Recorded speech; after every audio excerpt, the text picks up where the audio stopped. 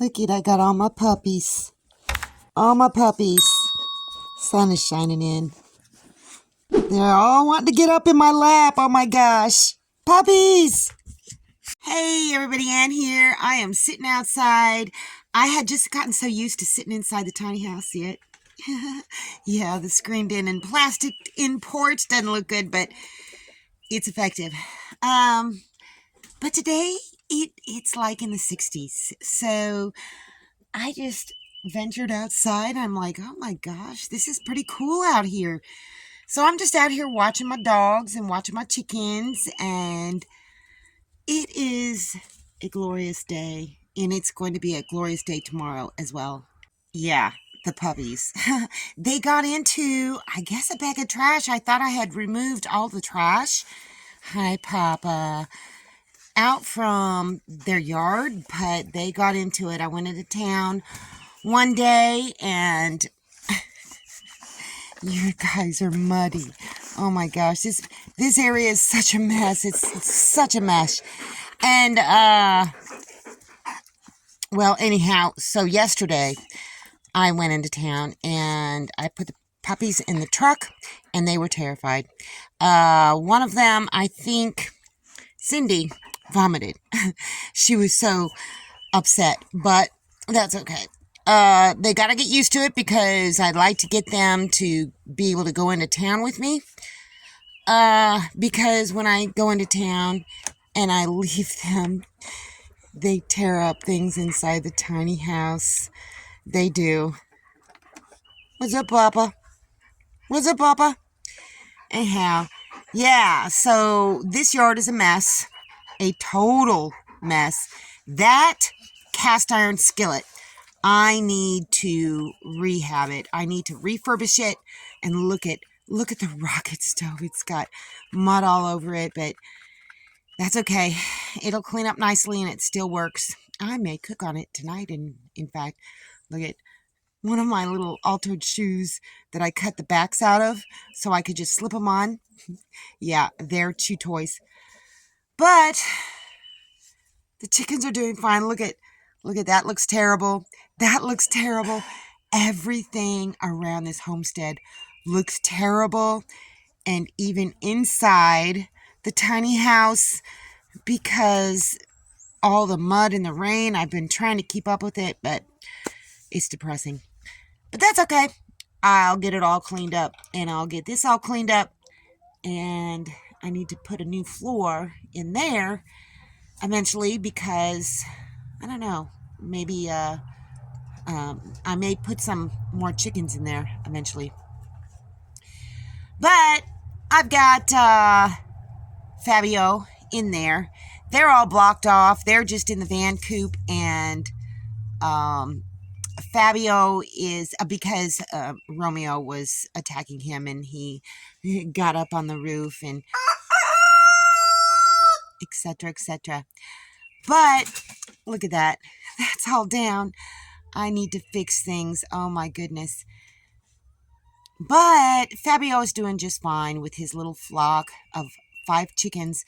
But I think I'm going to end up opening up that door and letting them all just commingle again like I used to. Because he's got his... Okay, Romeo. He's got his confidence back, Fabio, and I think he'll just roost up in the van. So I may do that yet today. Anyway, I've been looking around, and I've noticed the destruction that the winter has caused, and I'm like, oh, I'm feeling overwhelmed, you guys. I mean, there's tarps everywhere that are like frayed and damaged, and chicken runs that need work, and yeah, I'm gonna do it. I'm gonna do it. I gotta clean up this yard. I would love to be able to have nothing but gravel, pea gravel, all around this yard. And well, here, let me show you this. When I'd go into town, the puppies would stay in there, but they figured out how to open up the door, how to unlatch it and get out. And they get out, and when the chickens are out, I don't want them to be able to, just be roaming free without me supervising them, because I don't want them to get into the yards and consider them one of their play toys. So I'm gonna have to figure that out. Hi, Papa. You're a good boy. But anyhow, Selena across the street, Mr. Lucas' daughter-in-law. Hey, puppies.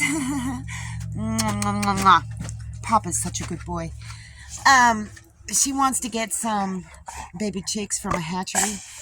So I'm going to brood the chicks, all of the chicks, and she's going to give me a couple, 2, 3, or whatever. I'm going to brood them inside the tiny house and raise them up, and just take them over there when they're old enough, and so they can take care of them. So I need to figure out something else for this coop. It needs a new floor, that's for sure. So I've got a lot of stuff to do. Look at that. I'm going to take that out before too long and mow down a bunch of stuff, because it's going to be easier right now than it will be later when the spring comes and things start growing. So there's a lot of plans. I'm already planting my garden. I don't want to even show you the hydroponic garden. Oh my gosh, it's embarrassing. Because we had a stretch of like a couple weeks where we didn't have any sun, and I had to sacrifice. Oh, Fabio's getting on one of his girls. Oh my gosh. Yeah, he's whatever. So I had to sacrifice the hydroponic garden for other stuff, charging my phone, tablet, laptop, lights, that kind of stuff. So it's not doing very good. But that's about to change, because the sun doesn't go down until about 5:20 p.m. and we get a minute or two more daylight every single day, and the hens are starting to lay more. So there's just so much to do, you guys. I did want to show you, this is the first year since I've had this rooster that his comb tips haven't gotten frostbite. There's a little bit on it, but not very much at all. It's mostly red. And that's because I insulated the inside of that metal coop with that plastic that I got from the garden soil stuff.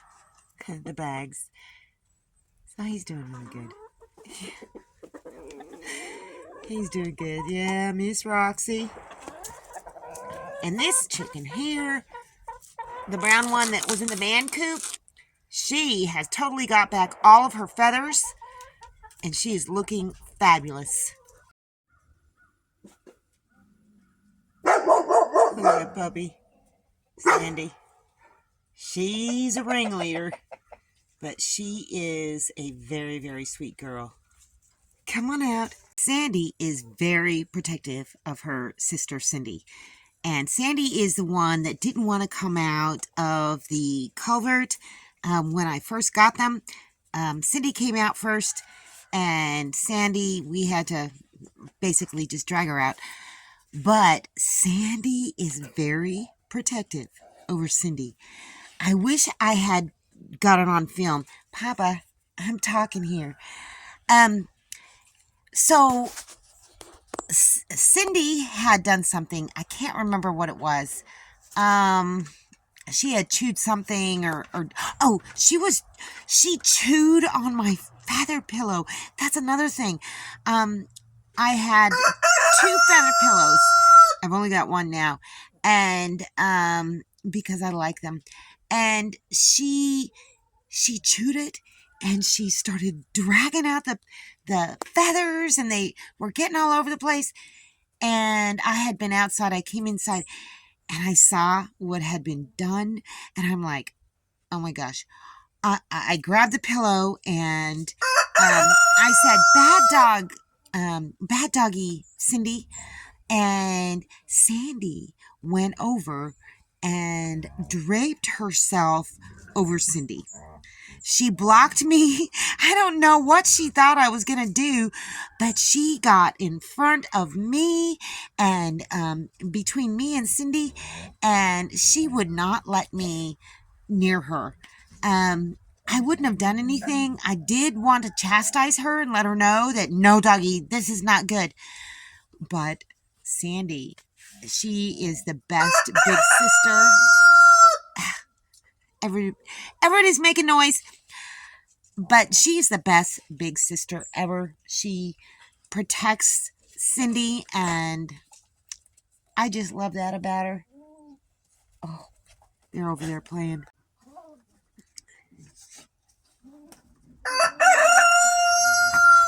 I can kind of ignore the mess in my yard when I see cute stuff like this going on.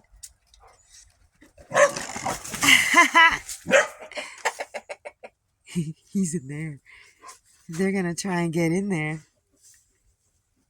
Oh my goodness. Everything is such a mess, you guys. Anyway, these dogs have brought me so much joy. When the puppies get up in my lap and just kind of chill out, it kind of makes me feel calm. You know what I mean?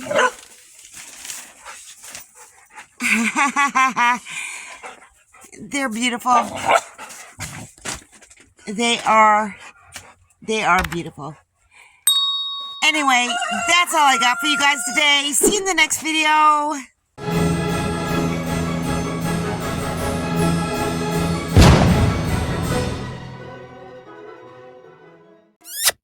Thanks for watching, everybody. I hope you enjoyed the video. Make sure you like, subscribe, hit the bell, and y'all have a good one.